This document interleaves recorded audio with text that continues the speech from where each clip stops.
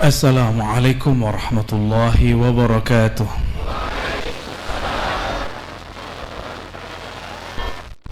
Alhamdulillahilladzi an'amana bini'amil islami wal imani wal ihsan. Asyhadu an la ilaha illallah wahdahu la syarika lah. Wa asyhadu anna Muhammadan abduhu wa rasuluh. Allahumma salli ala sayyidina Muhammad wa ala alihi wal mahdi khalifatihi wa sallim. Allahumma inna natawajjahu ilayka binabiyyika nabiyyina Muhammad ya sayyidana ya Rasulullah, inna natawajjahu bika ila rabbina fashfa' fina fa'awsilna ila rabbina fa'awsilna ila rabbina fa'awsil kulla salikin كل من قال لا إله إلا الله بحقك عند ربك يا سيدي يا أبتي يا أبانا يا أبا أرواحنا يا سيدنا يا رسول الله. الفاتحة. أعوذ بالله من الشيطان.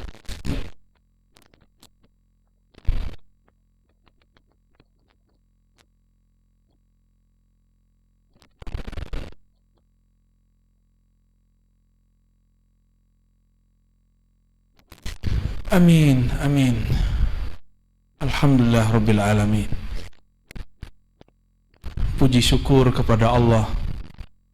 Laulahu ma'arafnahu, laulahu ma kulna la ilaha illahu, laulahu ma ta'abbadnahu wa ma sallayna ilaih. Segala puji milik Allah Subhanahu wa ta'ala. Pujian kepada mursyid, pujian kepada guru, tiadalah lebur, semuanya masuk dalam puji kepada baginda Rasul. Baginda Rasul sallallahu alaihi wasallam ialah yang disebut dalam surat Alhamdulillahi Rabbil.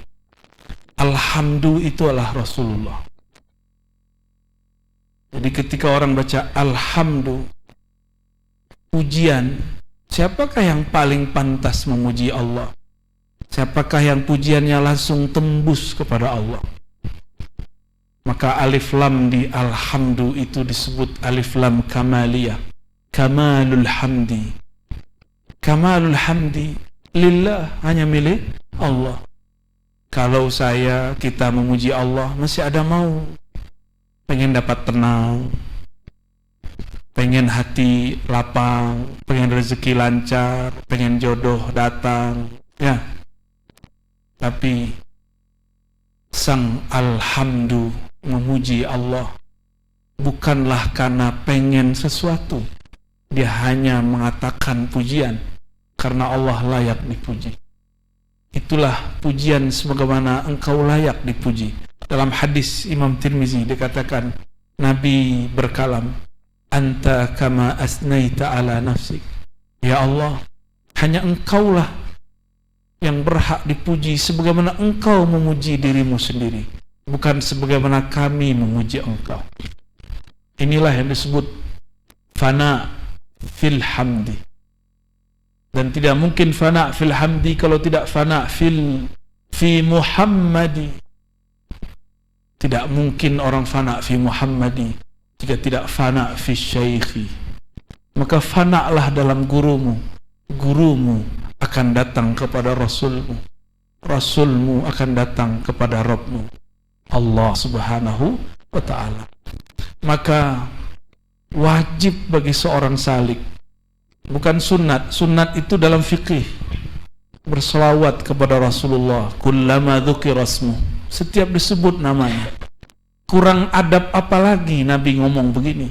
Kurang keras apalagi Nabi mengatakan al-bakhil? Orang bakhil itu yang disebut nama aku, dia tidak berselawat kepada. Salawat itu bukan hanya mengatakan sallallahu ala Muhammad. Salawat itu hati ini terkoneksi, terhubung kepada ruh Nabi Muhammad sallallahu alaihi wasallam. Kalau ada lagi orang yang lebih baik atau lebih buruk kali, daripada bakhil, ya bakhil itulah. Namun orang-orang thariqat beruntung dari dulu, diajarkan banyak cara sholawat. Sering kirim Fatihah buat Nabi, itu sholawat juga. Kan bangun koneksi. Allahumma sholli, ya Allah hubungkan, itu arti aslinya. Ya Allah hubungkan ruhku dengan ruhnya, kolbuku dengan kolbunya, sirku dengan sirnya, fuadku dengan fuadnya, lubku dengan lubnya, nafsku dengan nafsnya, jasadku dengan jasadnya. Maka nggak ada lagi mau kemana pergi, di situ ada Nur Muhammad sallallahu alaihi wasallam. Mari kita sampaikan salawat kepada Nabi. Assalatu wassalamu alaika ya Sayyidi ya Rasulullah. Ya Allah, sampaikan salam kami, rindu kami kepada Rasulullah sallallahu alaihi wasallam, yang juga sangat kita cintai, mursyid-mursyid kita, guru-guru kita semua. Syekh Al-Kamil Mukammil Ahmad Tajul Arifin, dan sanad-sanadnya sampai kepada Al-Mujaddid Syekh Ahmad Khatib Sambas. Bulan lalu saya habis ziarah kepada ayah bunda beliau, Syekh Abdul Ghaffar. Jadi kita ke Sambas. Saya mau ke Kalimantan Barat kedua kalinya karena panitianya bilang Sambas. Wah, ini sanad TKN nih, ya. Mujaddid ini. Maka kita berangkat ke sana. Ternyata memang beliau sudah wali dari kecilnya. Jadi Syekh Ahmad Khatib Sambas itu sudah wali sedari kecilnya. Tapi dia gak jadi wali sendiri. Dia seorang yatim piatu. Dia seorang yatim yang membesarkannya pamannya. Berkah doa pamannya itulah dia disertakan dalam usul kepada Allah Subhanahu wa taala sebelum dia dewasa.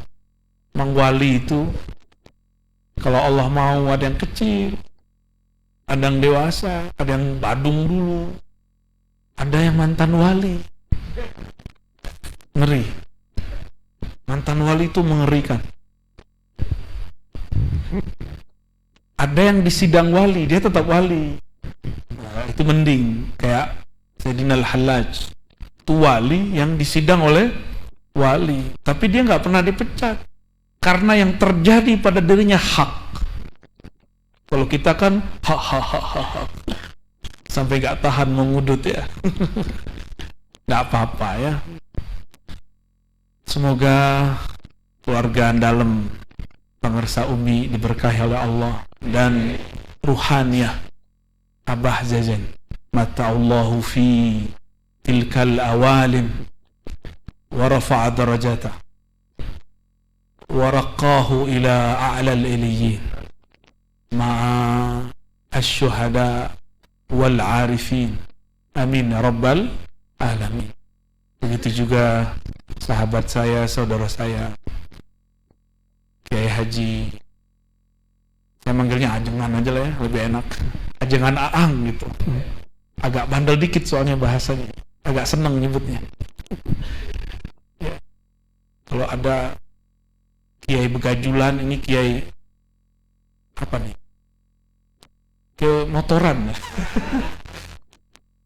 Orang motoran nyampe nggak jelas, ini motoran pada tawasulan. Alhamdulillah, ada juga model begini. Kan ada lagi yang motoran tapi bidah-bidahin kita ya nggak? Tahu lah orangnya. Biker apa? Oh berarti ajengan Aang biker bid'ah. Oh wajib. Yang antum makruh. Muka-muka makruh saja. Waktu di Kalimantan Tengah, saya diizinkan Allah ziarah juga kepada orang-orang yang hidup, ada habaib. Ternyata habaibnya orang-orang Pulau Jawa masih hidup. ngasih hadiah kitab yang syekhnya sudah datang juga ke sini, Syekh Fadil, mentahqiq kitab Sayyidi Syekh Al-Qutub Rabbani, Syekh Abdul Qadir Jailani. Ini pesan dari Nabi Allah Khidir. Kalau nyebut nama Syekh Abdul Qadir, tambahkan Al-Qutub Ar-Rabbani. Kalau enggak, yang datang bisa jadi korinnya, atau syaitannya, atau jin yang menyerupainya. Mending kayak ajengan kalau mimpi dites sama dia dalam mimpi. Serius. Oh, ini baru Qadiriyah asli. Jadi orang kalau sudah bertorikohnya para aulia, dalam mimpi pun dia sadar. Dalam mimpi pun dia bisa ngetes. Yang ngaku-ngaku, ada ngaku mursyid sama dia. Iya. Boleh dites. Kan di alam itu setara semua kita. Boleh kita ngetes. Gak penting orang gelar mursyid di sini. Kalau bullshit di sana, ya. Mending jadi salik biasa, tapi nama harum di langit sana. Mau? Masa gak mau? Aneh aja yang sono, antum gak usah. Saya tertarik baca bagian pertama dari Maqamul Ma'rifah saja. Ini untuk membuka. Apa kata beliau? Ma'rifatur Rahman a'la maratibir rijal wa asma ma lahu salikun raqa. Ini sudah cukup. Mengenal Allah Ar-Rahman a'la maratibir rijal, itulah makom tertinggi para rijalullah. Rijal-rijal Allah boleh juga disebut kekasih-kekasih Allah, orang-orangnya Allah. Kenapa enggak disebut nisaullah? Karena rijal bukan lagi berarti maskulin, laki-laki. Rijal di situ artinya pejuang-pejuang Allah. Karena yang diwajibkan berjuang, berjihad di jalan Allah itu rijal. Perempuan yang menghangatkan dapur di rumah, doa-doanya sama dengan jihad. Maka jadi perempuan jangan sedih. Yang sedih jadi kita nih. Ada sahabat Hanzalah, baru malam pertama ada perintah berjihad. Karena dia rijal, dia langsung mengatakan ke istrinya, "Dek, izinkan abang berangkat." Istrinya juga wali Allah. Jika ini panggilan Allah dan Rasulnya, aku relakan abang kembali kepadanya. Kembalilah Hanzalah, belum sempat mandi wajib. Maka ia dimandikan oleh Sayyidina Jibril. Itulah satu-satunya orang yang dimandikan langsung oleh Sayyidina Jibril. Semoga kita nanti dimandikan oleh beliau. Maka jadilah rijal. Jadilah pejuang-pejuang Allah. Dan pejuang-pejuang Allah ini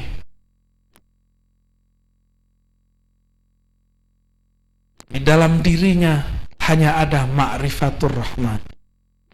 Jika dadanya dibelah, tidak ada kecuali nama Allah.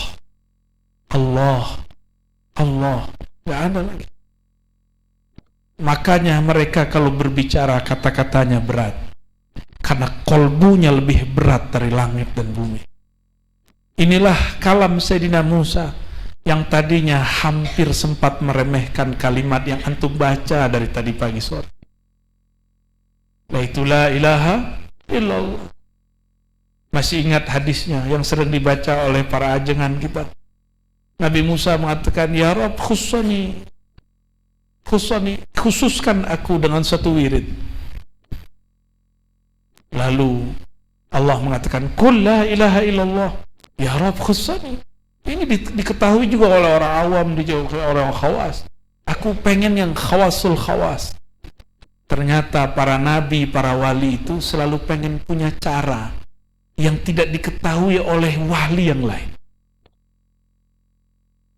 Maka wali itu punya sir dia, punya asrar dia, bainahu wa baina rabbih, yang tidak mungkin dia ifsya, dia sebarkan. Walhasil Allah kemudian menegur Nabi Musa. Musa, itu kalimah jika kau timbang dengan langit bumi masih lebih berat. La ilaha. Jadi lafaz Allah dibuang la ilaha illa, maka isbatlah Allah. Itu sebabnya di akhirnya kita zikir khafi. Inilah yang diajarkan oleh Maulana Syekh Ahmad Khatib Sambah. Supaya qalbu itu berat. Maka perhatikan mursyid-mursyid yang berzikir khafi. Kalam-kalamnya berat. Namun ingat, jika qalbu belum dibersihkan dari penyakit-penyakitnya, jika di dalamnya ada penyakit kibir sombong, penyakit yang dulu pernah ada pada Thariqat Azaziliyah, masih ingat? Tahun lalu ya? Itu Thariqat keren banget namanya. Ada di Mu'tabarah nggak tuh Ajnab? Nggak ada katanya. Itu sanadnya bisa pendek, bisa panjang itu. Bisa buat sendiri. Thariqat Azaziliyah itu kullama zada dzikru zadal kibru. Itu nggak ada di kitab manapun itu. Itu Thariqat Ma'rifat Azaziliyah. Antum boleh tulis itu. Ini perbedaan Thariqat Al-Qadiriyah dengan Azaziliyah.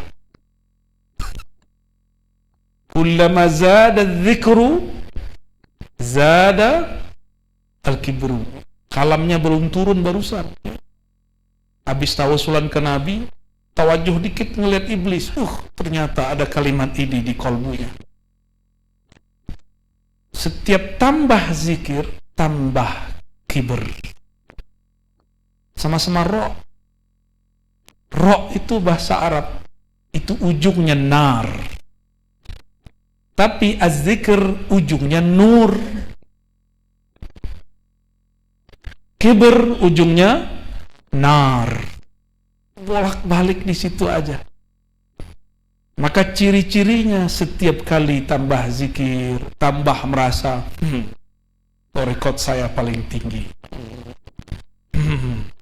Mursyid saya paling kamil mukamil. Hati-hati. Yang lebih parah dianya. Di sini nggak ada yang kasyaf, saya doang. Ini terjadi. Kasyaf itu mainan. Kayak bocah-bocah main-main mobil-mobilan. Itu bukan mobil, baru mobilan. Ini nggak nyampe-nyampe kalau dipakai. Gimana caranya berangkat pakai mobil-mobilan? Ya. Tadi kami telat. Ya. Udah macet ya. Alhamdulillah ada patwal. Saya nyeletuk. Kalau ke langit ada patwal, cepet juga kita naik ya. Paham maksudnya? Orang bersanad itu kayak punya patwal. Kalau antum bersanad, minggir semua tuh ya. Ini rombongan Syekh Abdul Qadir datang. Buka jalan. Kalau masih salik, kalau masih murid, tetap dibuka. Cuma ada yang jumawa saat dipatwalin. Lihat kita, ada yang patwalin, yang lain gak ada. Ada juga begitu. Keren juga thariqat kita ya. Gitu ngomongnya. Seperti orang yang bangga dia dipatwal. Dia gak sadar saat dia dipatwal ada orang yang harus minggir. Jika gak penting-penting amat jangan ambil. Ini terjadi banyak. Baru cuma dipatwal udah merasa dirinya sesuatu. Jadi kita jalan tol pun ke langit belum selamat. Karena kebanyakan zikir-zikir kita semua baru pada taraf mukasyafah. Mukasyafah hanya tembus sampai ke qalbu. Itu pun kalau tinggi, sampai ke kolbu udah hebat, rata-rata baru di nafsiyah. Maka latifah yang 7 itu belum tentu latifahnya kolbu. Siapa tahu itu kolbunya kolbu nafs, kolbunya jiwa. Siapa tahu itu ruhnya bukan ruhnya yang ada dalam sir. Siapa tahu itu baru ruhnya nafs. Kalau nafs, masih ingat suluknya nafs? Jiwa itu selalu merasa jumawa. Nafs itu ada satu makna di dalamnya, ada nun. Nun itu ada alif yang disembunyikan, yaitu ana. Maka orang-orang yang nafsiyahnya belum dibersihkan sebelum zikrullah, bertambah zikir, bertambah girang dia dengan mainan-mainan nafsiyahnya. Di nafsiyah itu ada kaitan dengan tubuh yang disebut turabiyah. Ini tubuh kita kan turabiyah. Jisim ini namanya jisim turabiyah. Sedangkan jin disebut jisim nariyah. Malaikat punya jisim juga, disebut jisim nuriyah. Yang paling sempurna dan lengkap itu jisim kita, jisim turabiyah. Karena turabiyah ini baru berbentuk seperti tubuh kita setelah dicampur-campur di semua anasir. Jika dulu anasir disebutkan 4, apa aja 4 itu? Air, api, avatar. Bid'ah bener ente. Kita bukan torikot avatariyah, kita enggak. Oh gitu, oh iya. Aneh pengen diajak terbang ah. Iya ya. Kok baru kepikiran kita? Beda ini aja, beda ukuran badan. Yang ono kurus ya ini keres. Baik. Jadi anasirnya apa aja? Api, air, tanah, angin. Tapi ini semua baru jadi itu dengan lafaz kun. Kun ini ada 2. Kun kata ahli huruf kamaliyatun nur atau kamaliyatun nar.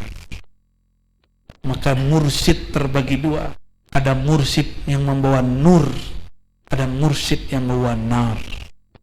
Murid juga ada 2. Ada murid yang mau menerima nur, ada murid yang senangnya dikasih nar. Apa karakter nar? Nar, kalau dekat nar gimana?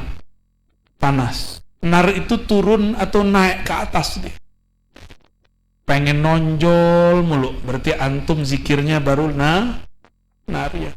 Itulah sebabnya jika orang berzikir dengan thariqah yang benar, terbakar badannya, terasalah panas.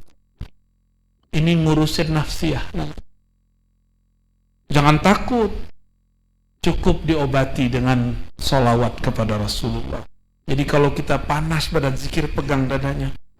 Baca assalatu wassalamu alaika ya sayyidi. Ya aba ruhi. Boleh begitu. Ya. Salam atas engkau wahai sayyidi. Wahai ayahanda ruhku. Ada orang mau debat saya udah malas debat. Ya. Udah malas debat, itu masa lalu lah. Tahun lalu maksudnya. Tahun lalu masih debat sama bulan lalu. Makanya paling gak seneng kalau orang minta judul i'tiqad ahlus sunnah wal jamaah, sunnah bid'ah. Itu paling gak seneng. Tapi gimana lagi? Karena kalau sudah begitu, nariahnya keluar. Ya, pengen bakar orang mulu dengan kalam-kalam yang pedis, ya. Dalil-dalil yang ya begitulah, tahu sendiri. Ternyata kita nggak pernah membuat orang dapat hidayah dengan dalil. Orang hanya dapat hidayah dengan madlul. Madlul siapa? Allah. Kalau dalil belum, masih hijab. ayat sekian, nomor sekian, itu dalil. Banyak orang terkecoh. Iblis untuk menggoda Sayyidina Adam itu pakai dalil. Dalil terkuat, bahkan dia pakai madlul. Bayangin coba. Kata iblis, wallahi ya Adam. Antum hati-hati kalau datang ada makhluk ke dalam zikir kita. Jangan percaya dulu, lapor dulu ke mursyid. Jangan dimakan-makan sendiri. Ini alam yang sangat berbahaya. Medan zikrullah.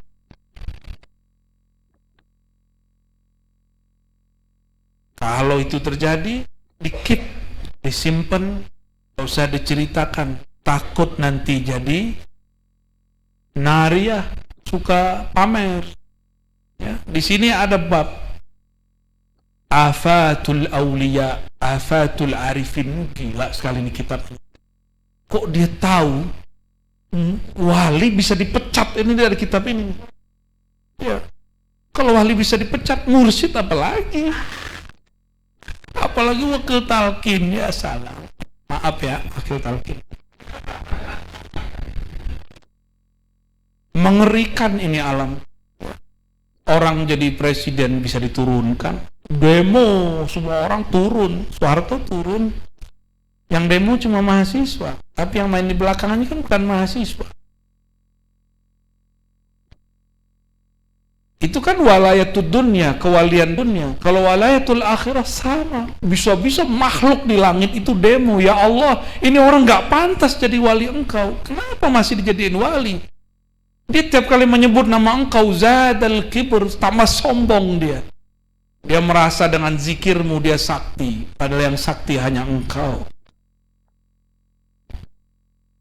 Betul-betul berat tantangan kita ke depan. Maka musuhnya torikot Robbani ini nanti juga orang torikot nur melawan torikot nar. Maka Nabi mengatakan di hadis Abu Daud, sebaik-baik orang man qatalahum au qataluhu. Qatala di situ bukan berarti membunuh ya, bisa berarti berperang, bisa bermakna qatala walaupun lafaznya mujarrad. Karena ini lafaz boleh berganti-ganti, tabadul. Kadang qatala bermakna qatal, kadang qatala pun tidak bermakna qatala ataupun qatala, tapi makna la'ana. Contoh, qatalahumullahu anna yufakun. Surat apa itu? Kebanyakan zikrullah ya. Sampai kebakar hafalannya. Surat apa itu? Surat Quran, bukan surat setan pasti. Itu adanya di surat apa, bro? Aneh ganti deh, gak pakai salik deh. Kali pakai bro akhi berubah. Kalau pakai akhi berubah nanti aja. Akhi, itu surat apa akhi? Ukhti. Qatalahumullahu anna yufakun. Itu di surat apa itu? Hah? Suratnya lebih serem lagi judulnya. Al-Munafiqun. Antum surat Munafikunnya doang hafal ya? Bolehlah. Qatala bukan bermakna berperang. Allah nggak layak untuk disebutkan kata perang pada dirinya, karena dia maha kuasa. Semua alam ini tunduk kepadanya. Maka qatala berarti la'ana. Ya. Begitu juga kata qatala mujarrad bisa bermakna la'ana. Sebaik-baik kaum yang qatalahum, yang menyerang mereka, yang melawan mereka, au qataluhu, atau diserang, dilaknat mereka. Udah disesatkan orang belum? Udah belum? Antum gak sah jadi wali kalau belum disesatkan orang. Minimal jadi salik dulu lah. Udah disebut gila belum? Belum. Disebutnya apa? Kok kamu teriak-teriak gitu aja ya? Apa tuh? Tuhanmu tuli, begituin ya. Kalau ada orang nanya begitu, jawabnya gimana? Yang tuli bukan Allah, yang tuli hati saya. Kita merendah saja depan dia. Gak usah emosi, itu ujian kiber. Jadi ujian ini bukan ketika zikir terus rasa sombong datang, enggak. Allah kirim orang untuk ngetes. Di kolbumu ada kiber, atau di kolbumu ada Allah Al-Kabir. Ada orang nanya, kok Allah kan maha mendengar, maha melihat, maha dekat, ngapain kamu zikir keras-keras? Emang gak bisa zikir diam-diam aja gitu? Ya, pengennya kan begitu kan? Jangan-jangan nih ada yang mantan nih yang bertanya begitu nih. Ada beberapa wajah sih ya, kita lihat.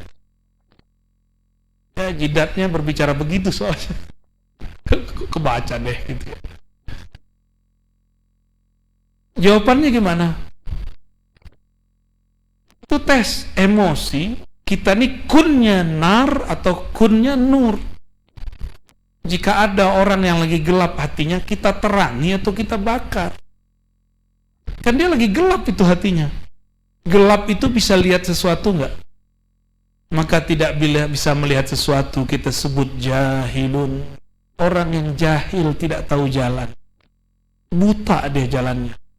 Kalau begini, kita bimbing dia. Membimbing orang enggak mesti dengan mengajarinya, tapi bisa dengan merendahkan diri kita. Bisa dengan melembutkan hati kita. Cukup katakan, wahai Tuan, wahai saudaraku. Kalau orang-orang di sinetron lama itu Kisana, sana, wahai Tuan, yang tuli itu bukan Robku, bukan Robmu. Yang tuli itu aku. Karena kan dia mikir-mikir. Orang pakai kopiahan, pegang tasbih, masih bilang dirinya tuli. Terus abdi kumaha. Oh, lolos ya? Bahaya nih kalau lolos. Gak balik-balik ntar deh.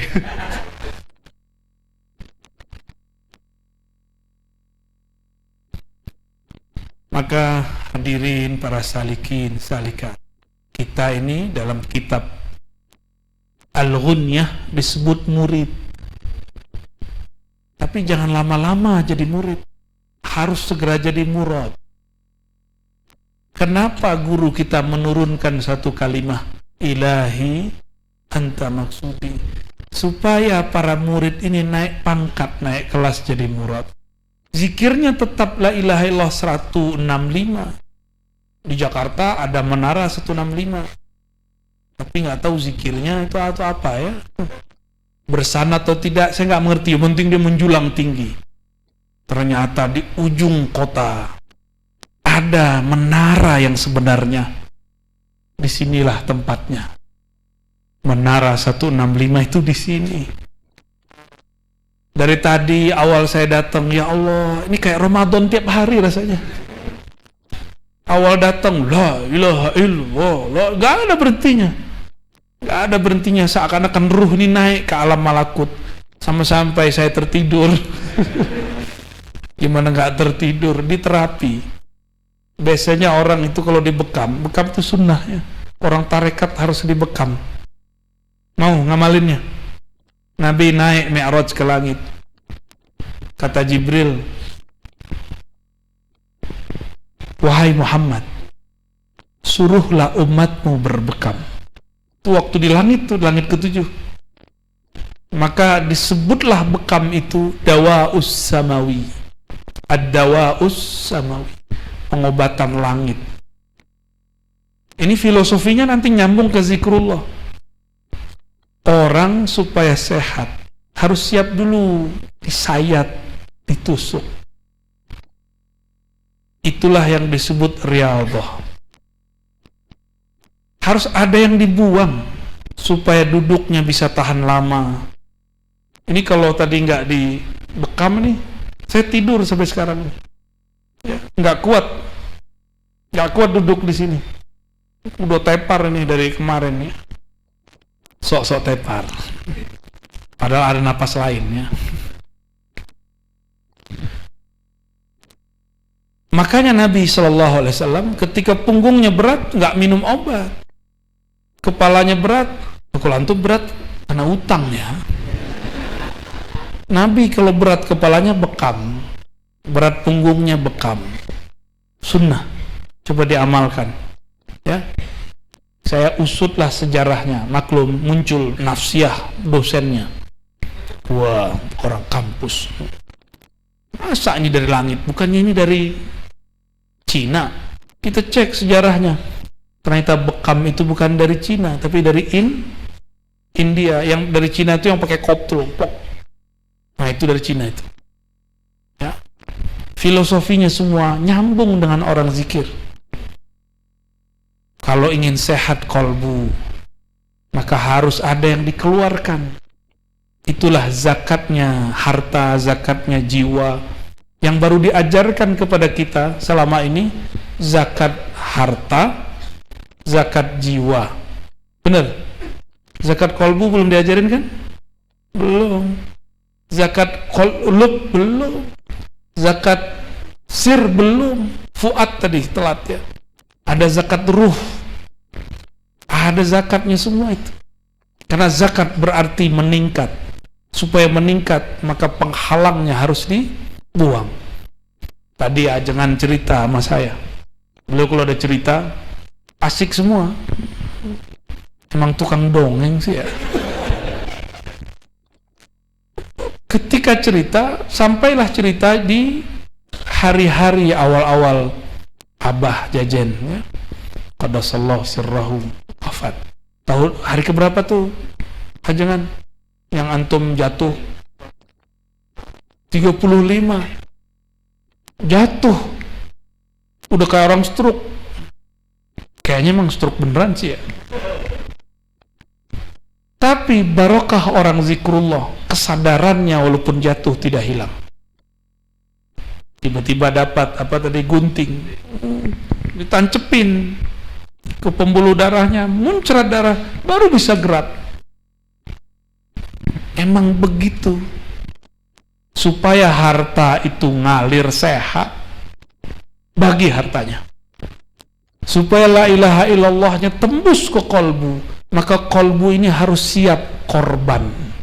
Apa yang dikorbankan? Nafsiyahnya. Karena penghalang seseorang dari kolbunya adalah dirinya sendiri, itu nafsnya. Ini yang paling berat. Maka la ilaha, jangan bayangkan tepekong, berhala, itu mah kejauhan.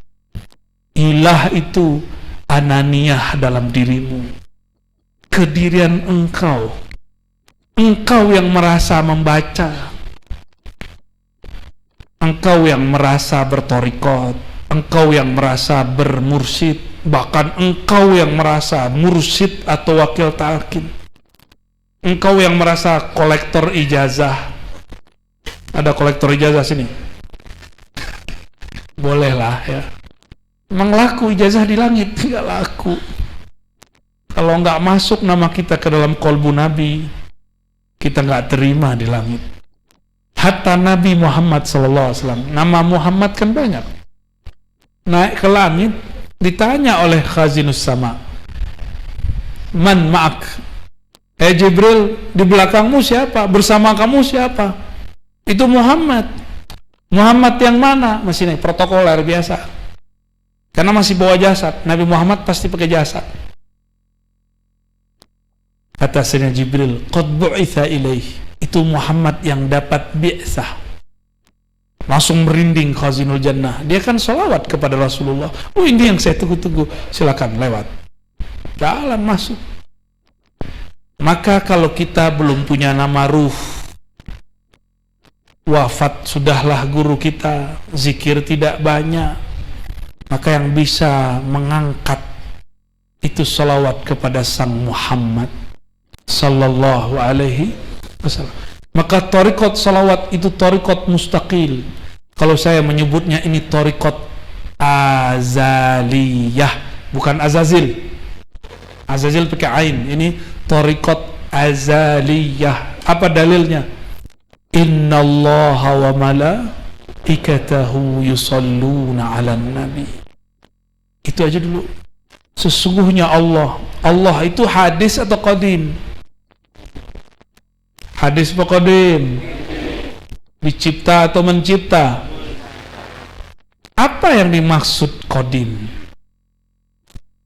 Man la yasbiquhul adamu, yang tidak pernah tidak ada, yang ada sebelum kata ada, bahkan ada sebelum kata tiada, bahkan ada sebelum orang yang tahu istilah ada.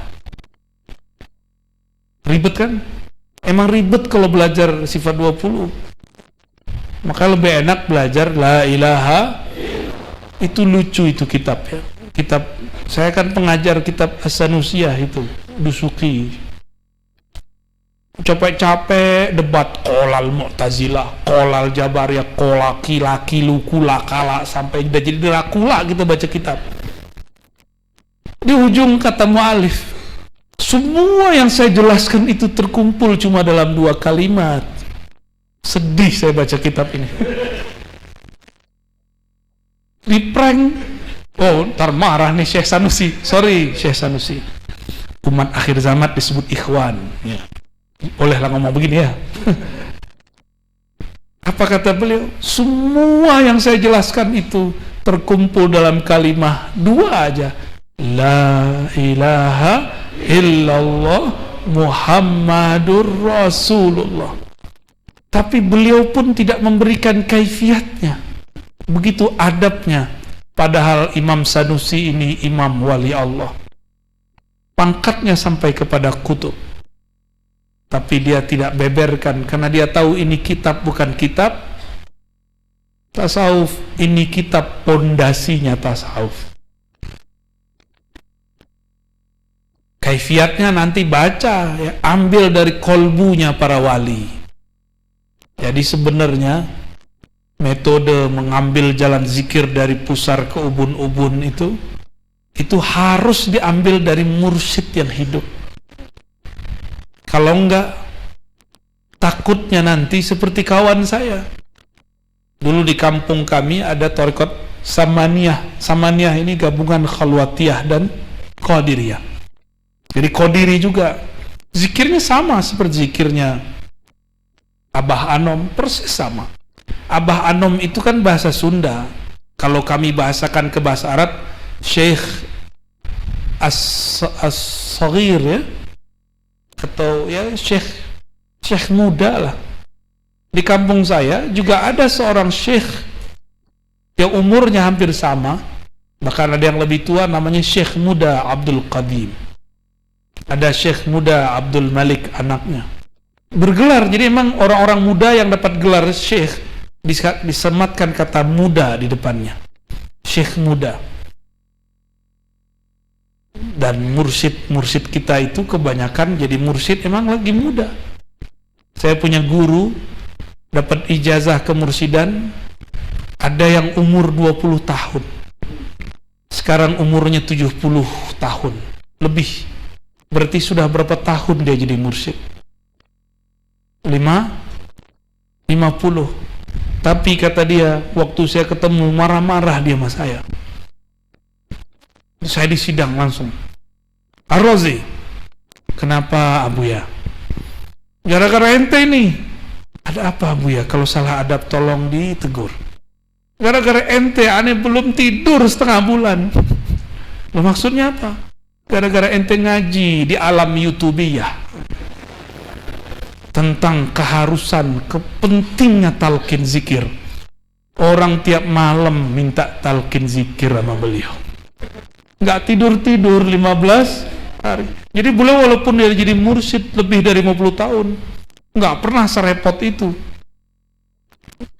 Beliau marah tapi sayang sama saya ya. Seneng, antara seneng sama apa tuh? Nafsiahnya bilang gua capek, tapi ruhnya girang nih, bukan main. Inilah yang dia tunggu-tunggu dari zaman ke zaman, ketika orang-orang memburu talqin. Tapi di Sukabumi orangnya suka langit. Mereka cari talqin tanpa perlu mendengarkan YouTube saya. Di sini dulu dari mana-mana orang sudah datang untuk bertalkin. Bener nggak? Tanpa perlu ada itu kan wali YouTube. Yang penting kan wali kutub. Kutu kupret.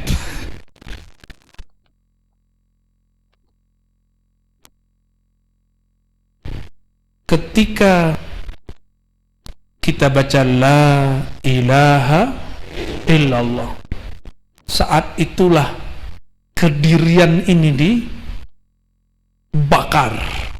Kalau dia emang susah, bakar aja. Kalau terbakar, makanya ada orang teriak. Kalau cuma la ilaha illallah, ya kadang dia ngikut-ngikut aja tuh ya. Ini apa sih rasanya? Jadi ada orang yang menuhankan rasa. Menuhankan rasa jadi berhala. Emang kalau nggak dapat rasa nggak mau zikir ente ya? Kalau nggak ada deg di kolbunya, ada ser gitu ya, nggak ada merinding-merindingnya, nggak mau zikir lagi. Allah bilang ya udah ente nggak usah zikir, ane nggak butuh la ilaha illa ana ya. Makanya sebelum zikrullah, sebelum kenal Allah, Sayyidina Musa diperintahkan, jangankan serbannya, jangankan doktornya, jangankan kemursidannya, jangankan nama torikotnya, sendalnya harus dicopot. Fakhla na'alaik, bertelanjanglah engkau datang kepada Allah dalam makna yang sesungguhnya.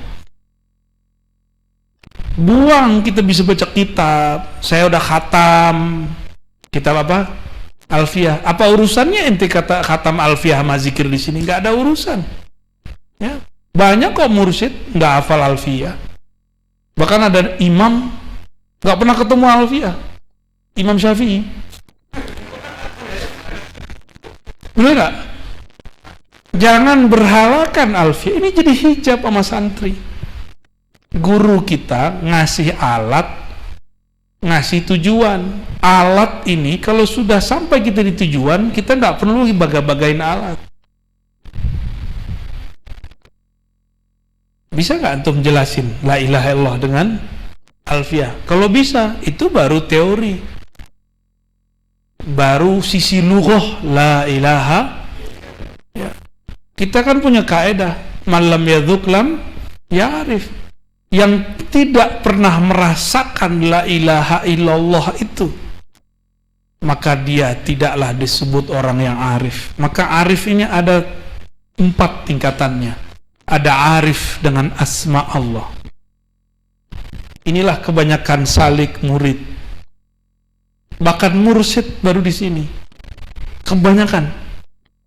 Maka mereka menyembah nama, menyembah angka, menyembah ritual, menyembah khalwatnya. Maka nanti cek aja kalau ketemu.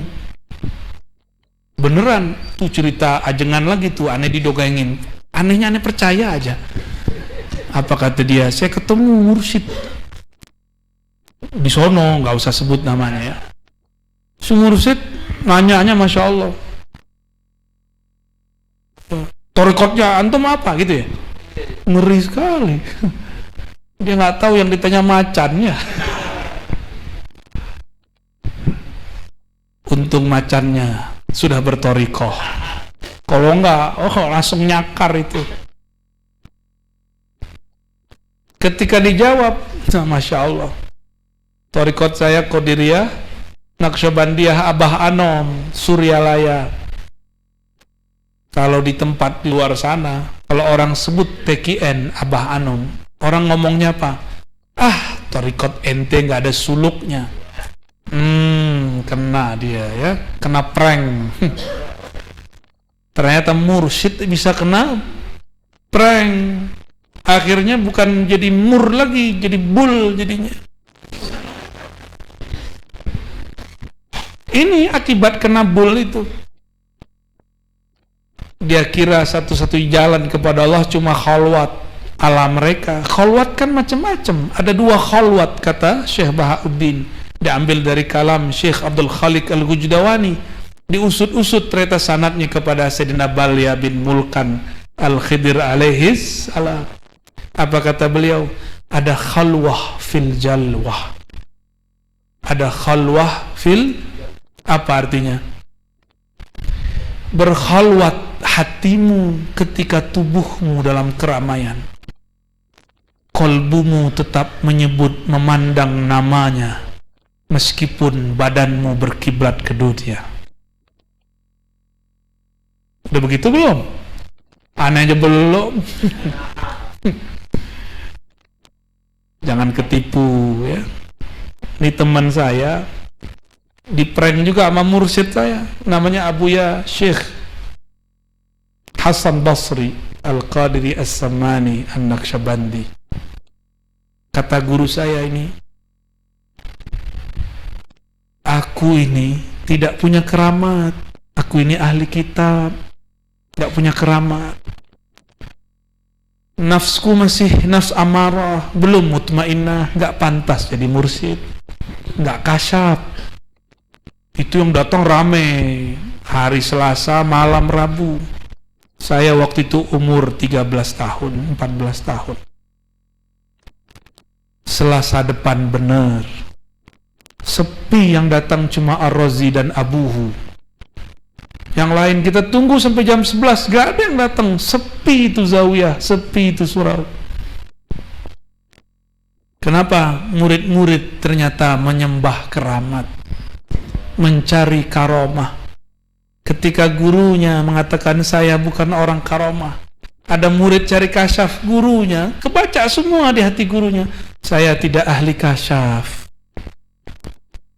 Beliau ngomong aku, kalau Ar-Razi, kalau Abah Zezen, Abah Anom, Abuya Hasan Basri, itu tidak kasyaf, tapi dikasyafkan oleh siapa? Allah. Nggak ada kita punya kasyaf. Maka kalau ada mursyid mengatakan saya sahibul kasyaf, itu kasyful izar. Itu baru sahih. Tahu izar nggak ente? Mancung mah santri. Mana nih yang nggak santri nih? Karena karema-remen kita nih mantan pemabuk nih ya. Mabuk sama Allah. Ya. Izar artinya apa? Sarung. Nanti pakai celana sih bid'ah. Ya. Kalau kasyful izar mah kita tiap hari ya. Bener kita nih ashabul mukasyafat. Saya baru dapat setelah setahun. Si murid ini nggak pernah datang lagi. Wafatlah seorang mursyid kami, memang banyak kasyafnya. Tersebar kasyafnya sampai ke penjuru negeri. Ketika kami melayat menghantarnya ke pandam kuburan, ke pemakaman, kata beliau, ini orang yang hadir saat itu, saya udah gak mau lagi datang sama Abuya Hasan Basri. Loh kenapa abang? Nggak kasyaf, dia terhijab sama kitab kuning. Ya salah. Mursyid dinilai oleh murid. Kira-kira gimana tuh tinggian murid ya? Hati-hati ente ya. Ngomong wakil talqinnya ono lebih tinggi dari yang ini. Ente aja jadi wakil talqinnya ya. Mursyid yang ono lebih tinggi dari mursyid yang ini. Berarti kita minimal setara sama dia. Ya, emang udah setara belum? Ini beberapa kan ada yang ngomong begitu. Kan ada laporan ya. Laporannya lewat malaikat ya. Malaikatnya bukan raqib atid, ada malaikat yang lain, nggak boleh disebut namanya ya. Ada murid ngomong begitu, kalau zikir di Sukabumi enak, kalau di Sukaono nggak enak. Ngapain? Bumi ini subur. Kata Sayyidina Khalil Ibrahim, wahai Muhammad, surga itu subur tanahnya, tapi belum ada tumbuhannya. Maka tumbuhkanlah dengan subhanallah, alhamdulillah, la ilaha illallah, Allahu akbar. Kenapa di Sukabumi? Kampung apa nih namanya? Ajengan Nagrok. Kayak nama alam mana gitu ya. Kampung Nagrok. Ini kalau pakai bahasa Arab anak ronggi gitu ya. Tenggelam. Gorkun. Ketika suatu tanah subur, kalau nggak ditumbuhkan pohon, dia tidak ada yang tumbuh. Nggak ada kesejukan di situ. Kenapa zikir di tempat ini sejuk? Karena ada yang rajin menanam. Ada yang dititipkan lahan, dia tanam terus, ditanam terus. Tumbuhlah, bukan di ladangnya tanah, tapi di ladang kolbunya murid. Makanya murid setiap kali datang kayak merasa dipupuk. Tumbuh lagi, tumbuh lagi. Kalau kita punya tanaman, tidak diurus, dia berbuah, tapi isinya angin. Kita punya padi, nggak pernah dikasih pupuk, nggak pernah kita bersihin rumput-rumputnya, nggak pernah kita airin. Apa yang terjadi? Apak, hapak, hampa gitu kali ya. Cocok logi. Cocok ya? Cocok, alhamdulillah. Hampa bener. Nggak ada isinya, dia berbuah. Hanya enak dilihat, tapi tidak enak. Ketika diolah sedikit nggak bisa. Ketika dijemur, ngambek, kabur. Coba lihat, ketika padi dijemur, maka berpisahlah. Mana yang bagus, mana yang tidak bagus. Bukan sebelum dijemur, diapain namanya tuh? Ketika kita puter-puter pakai angin itu loh. Di tapian. Aneh dapat kamus banyak hari ini nih. Masya Allah, Allah Maha Kaya. Bahasa sangat banyak. Di tapian ya. Itu udah misah. Misah.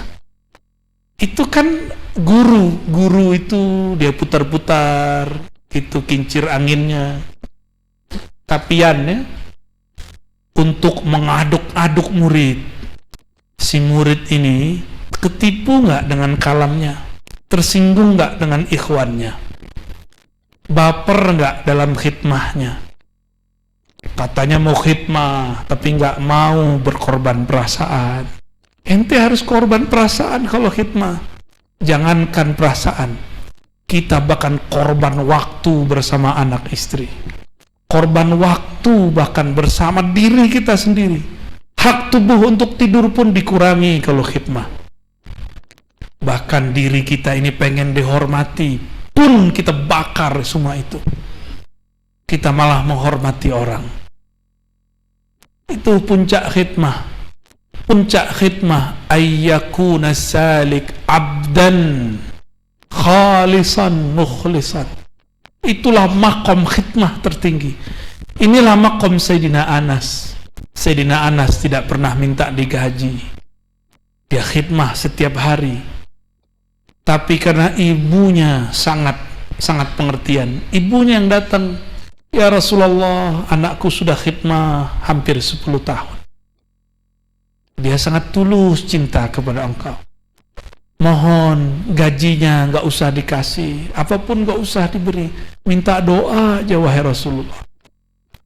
Nabi kalau doa yang aminin selangit bumi, kira-kira gimana? Antum kalau doa sekamarnya belum tentu.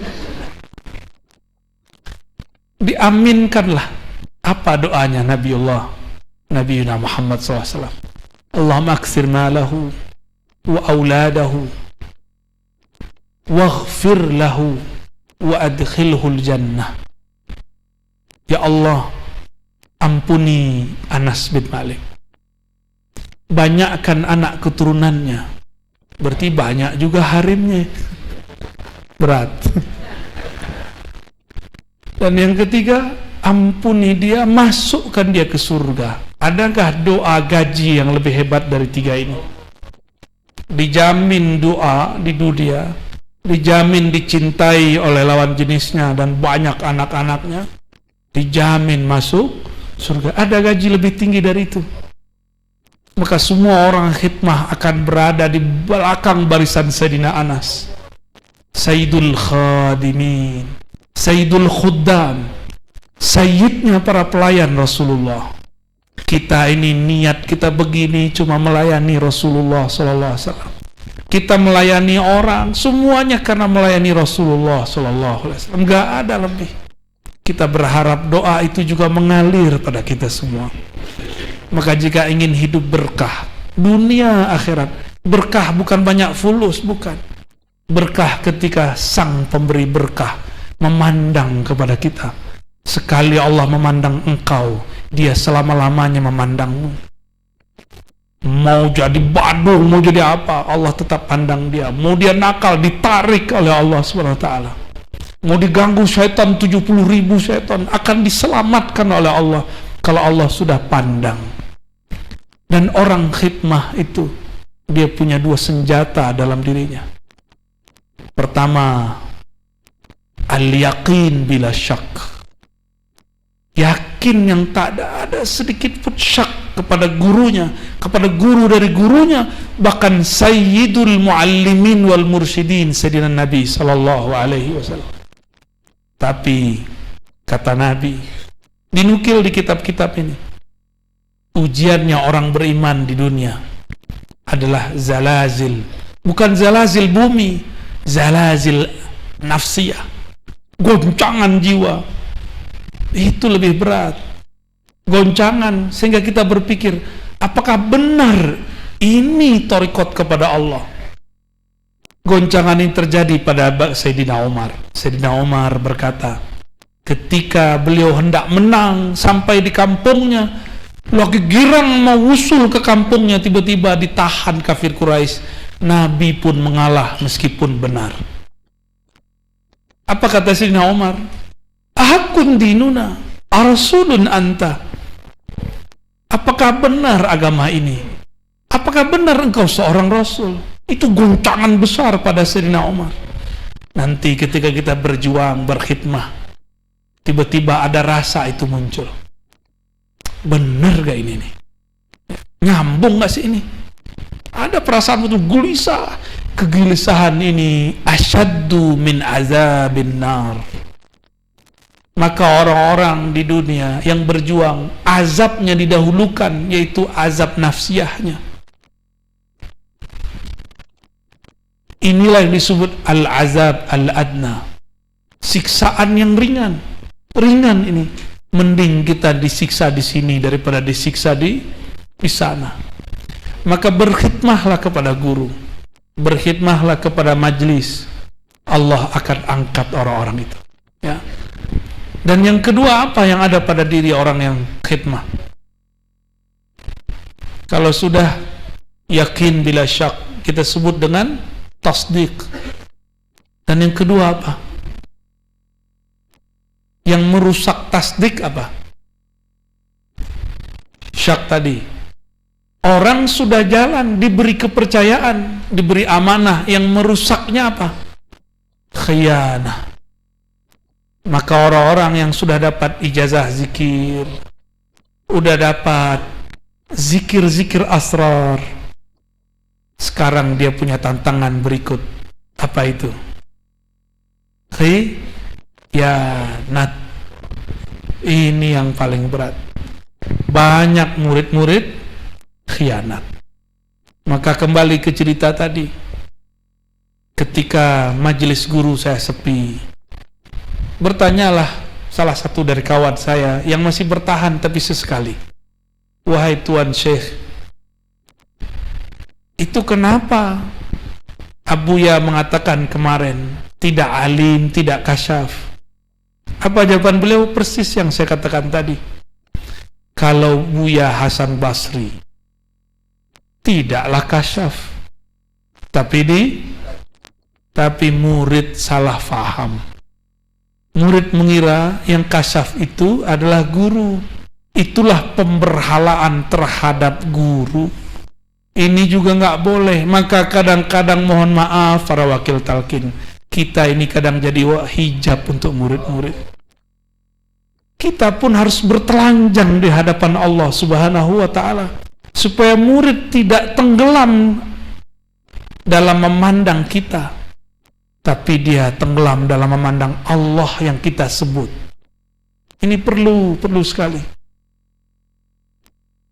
Ujian orang yang dapat amanah, amanahnya takut diambil. Padahal amanah kan suka-suka yang ngasih. Kalau diambil, ambil aja, yang penting ridho. Gimana? Antum diangkat nih jadi mursyid, terus dicabut, mau nggak? Malu ya? Apa kata dunia? Gitu ya? Itu nafsiyah yang bermain. Ya, nafsiyah yang bermain. Jam berapa nih ya jangan? 1 kurang. Waduh, salaman 2 jam.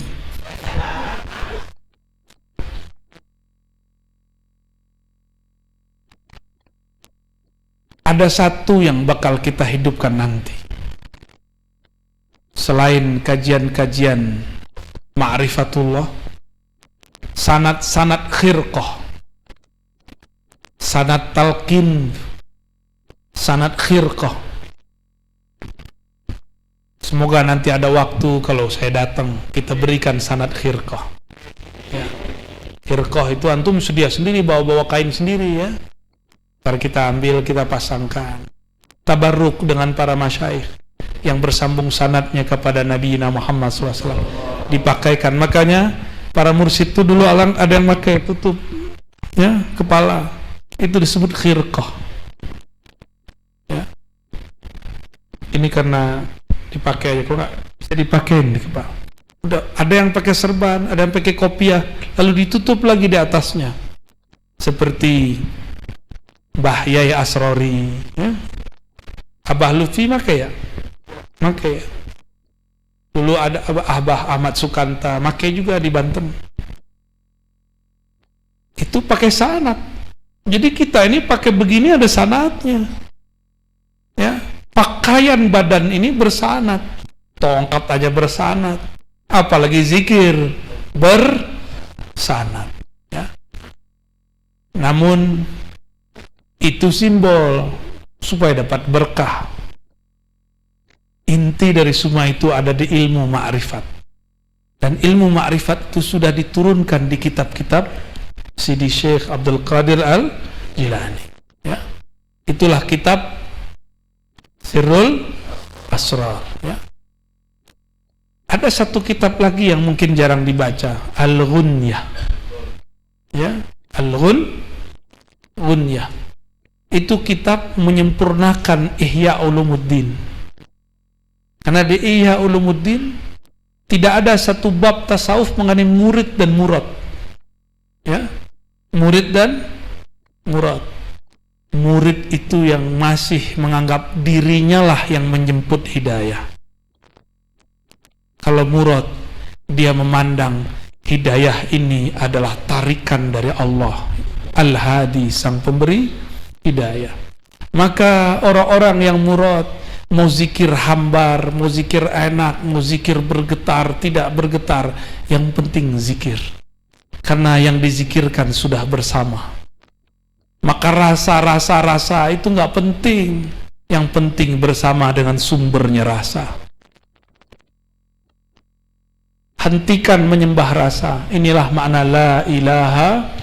Tiadalah rasa kecuali bersama yang punya rasa. Rasa itu makhluk bukan? Allah Khalik. Maka jangan cari rasa. Ilahi anta maksudi, ya Allah. Bukan rasa yang aku cari, bukan merinding-merinding yang aku dapatkan, meskipun itu satu kecanduan.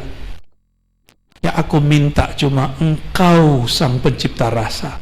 Kalau udah aman pencipta rasa, kita bisa request rasa.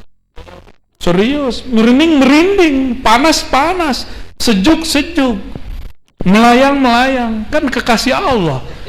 Kalau belum kekasih nggak bisa request. Ya, udah jadi kekasih belum? Belum, makanya masih pusing mikirin fulus. Ya. Taiba abdud dinar, pasti pusing capek orang yang menyembah dinar dirham. Apalagi zikir 165, 70.000 supaya hutangnya terbayar. Tuh, Tuhan ente utang namanya. Enggak, coba luruskan. Biar dari murid menjadi murad. Jadi tujuan kita bukan mau jadi mursyid, tapi menjadi murad. Itulah yang habis rasanya dalam sumber rasa. Habis semua yang dituju, kecuali hanya Allah yang al-maksud, yang berhak dituju. Allah ini pecemburu nggak? Ibu-ibu cemburu nggak, Bu? Hampir mirip. Maka sifat cemburu itu nggak diturunkan banyak-banyak ke laki-laki. Kalau laki cemburu jadi ghadab, main tonjok aja, ya kan? Ini belakang saya ahlinya. Tinggal bawa geng motornya beres. Kalau ibu-ibu kan lain, dipendem buat siasat, ya kan? Layangan putus namanya. Masa ya, saya nggak benci film atau apa sih ya, nonton silahkan, tapi seorang muslimah bukan itu panduannya, bukan itu pandian seorang muslimah, apalagi santri. Sinetron kita sinetronnya Nabi Sallallahu Alaihi Wasallam. Itulah makna laqad kana lakum fi Rasulillahi uswah. Uswah itu sinetron yang layak ditiru, dinikmati. Indah loh sinetron istri-istrinya Nabi. Gimana, Bu? Nonton aja, nggak apa-apa, saya nggak mengharamkan seni kok. Silakan. Cuma nonton yang di dalam ini lebih enak. Makanya orang-orang ahli zikir nih, kalaupun nonton yang imajinasinya melalang kemana-mana, bukan imajinasi bumi. Itu baru imajinasi bumi itu. Beda ya, tontonan kita sama mereka ya. Kalau antum sukanya apa? Tembak-tembak, gitu, atau kungfu. Abah Anom aja senang film kungfu, karena membangkitkan imajinasi. Tapi imajinasi kita beda dengan makhluk halus di samping kita ya.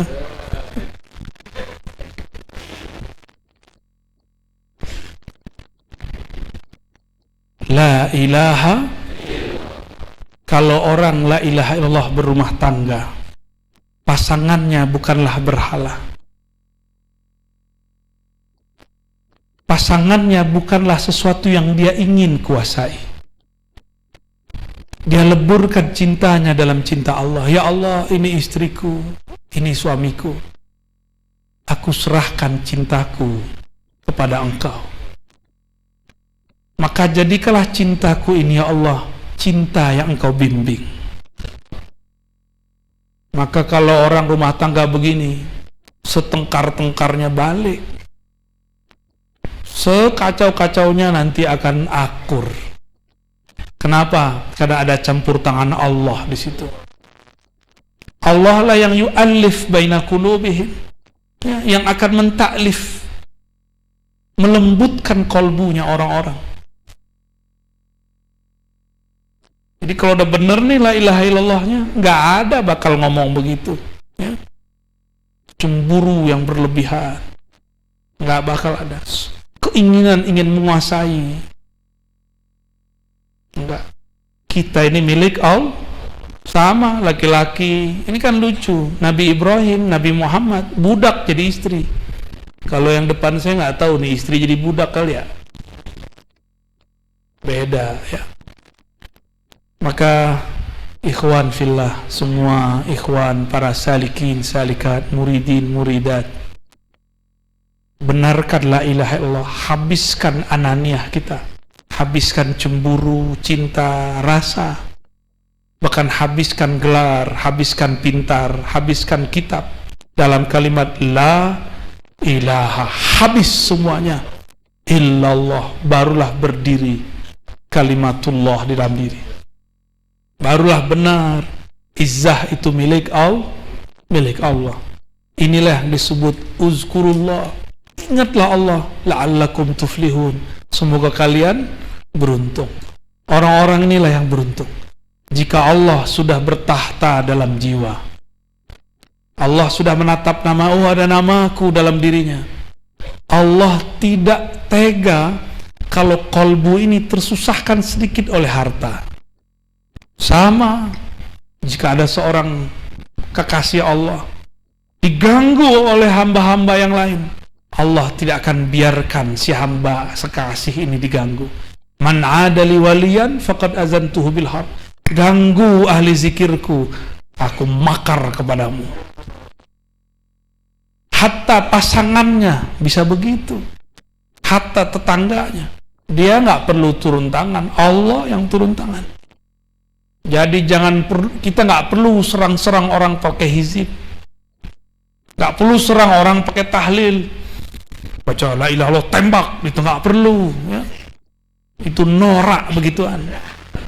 Wali itu nggak perlu nembak, Allah yang jaga dia. Kalau kita masih jaga diri kita dengan kalimah akan berakhir dengan kebisuan. Ada yang bisa baca tahlil 165 setiap saat? Coba lagi kerja aja lepas kok, lagi nyetir aja lepas kok.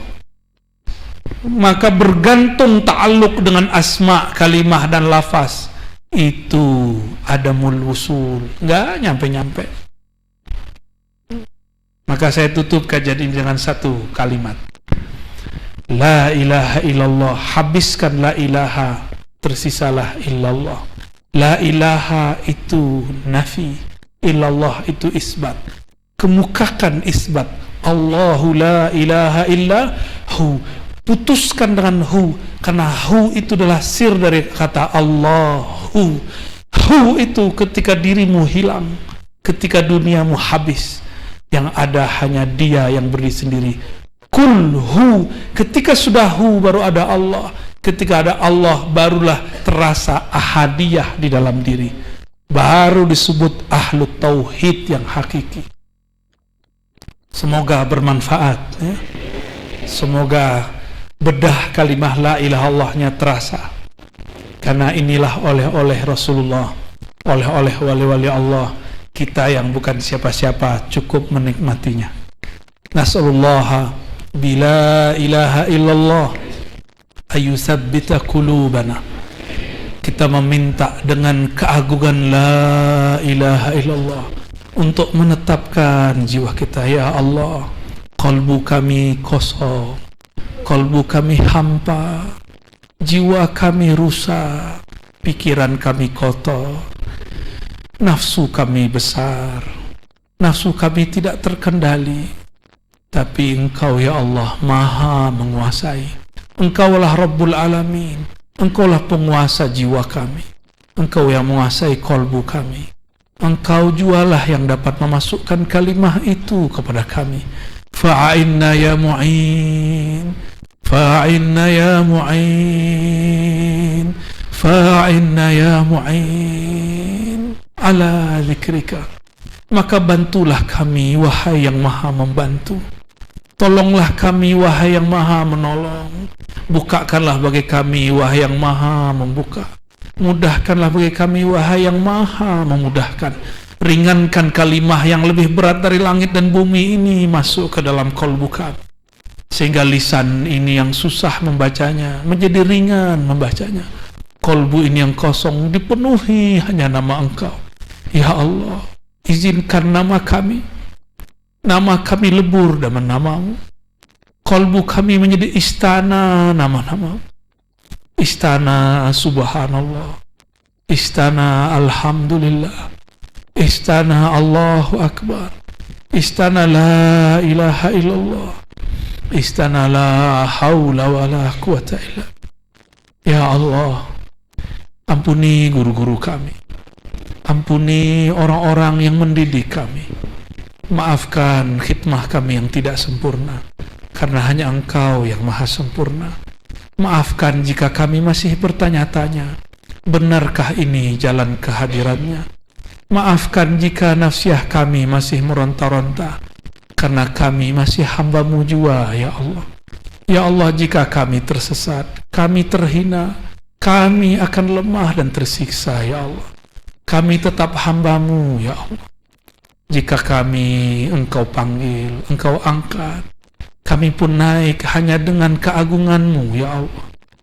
Ya Allah, yang nama Engkau dibaca oleh semua makhluk, yang nama Engkau dibaca oleh semua wali-wali-Mu, yang nama Engkau masuk ke dalam kolbu para arifi, yang nama Engkau terukir di kolbu para pecinta. Ukirkanlah ya Allah kalimah nama Engkau al-ismul azam, ismul zat Allah di dalam kolbu kami. Pegang dadanya, baca ya Allah yang lembut, ya Allah, dihentakkan, tegur dia, kagetkan dia, kalau perlu tampar dia, bangunkan, baca wahai kolbuku nama Allah, ya Allah.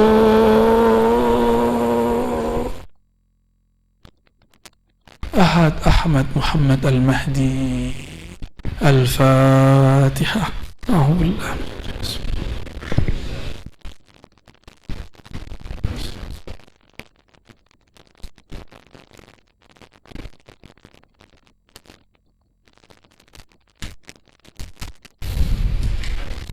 وصلى الله على سيدنا محمد وعلى آله والمهدي خليفته وسلم والحمد لله رب العالمين. دستور يا سيدنا يا رسول الله، دستور يا سادتنا الأولياء، دستور يا سيدنا سيد. السلام عليكم ورحمة الله وبركاته.